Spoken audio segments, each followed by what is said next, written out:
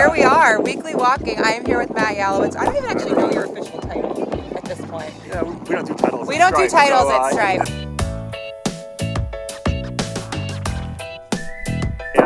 He does sales. You've been there at Stripe. You've been there 6-7 years. 7 years at Stripe. Which is this spring. That's a long journey. Okay. Company's grown a lot. All right. 200 to 8,000. So it's a lot.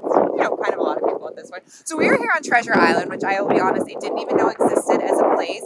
But Matt has brought me to the windiest part of San Francisco. Thank God I have a headband on. We got the city like way over there. And he's got a good open view for this. That's true, an open view for the OpenView weekly walk. So we're going to be kind of quick because it's really windy. We have no idea if anyone can hear us. So first question, Stripe's evolving go-to-market strategy. You've obviously seen a ton of growth at Stripe in the time that you've been there. You just alluded to just, company size alone. But if you had to sort of summarize the growth or the go-to-market evolution in 1 to 2 sentences for early stage founders who are like, we want to be like Stripe, what would those be? Can you accept that challenge of narrowing 7 years into 2 sentences? 2 sentences. Okay, here we go. Starting now. Okay.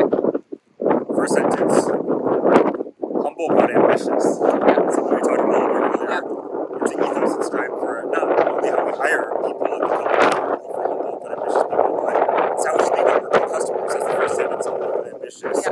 The reason for that is if you're humble, you got lots of questions, you listen. Yeah. You listen to what our users are asking for and what feedback you're giving. That's been a key to our success is being humble and ambitious with our product and listening to user feedback and growing. And building the product with that feedback that you get. I love that. That's all right. That's everyone's takeaway for this.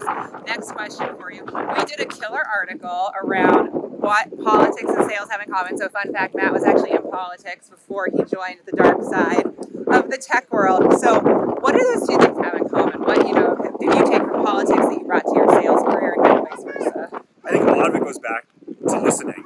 And when we think about what's going to make political campaigns successful or politicians successful, it's the same as the tech company. Really to ask good questions, to listen to what customers, partners, employees are telling you. And I think that ability to listen, which ties back to the first answer, and to really hear and ask questions. I often say reporters make great salespeople because they know how to ask tough questions and to really listen to the answers and to discern insights. So I would say that's a similarity between politics and sales and being successful at Stripe is just that ability to ask good questions, to listen, and to incorporate that. Exactly. I love it. And for more on that, definitely check out the article. That was our first time, I think, ever talking, which is almost 2 years ago at this point. Now I'm making a weekly walk with me.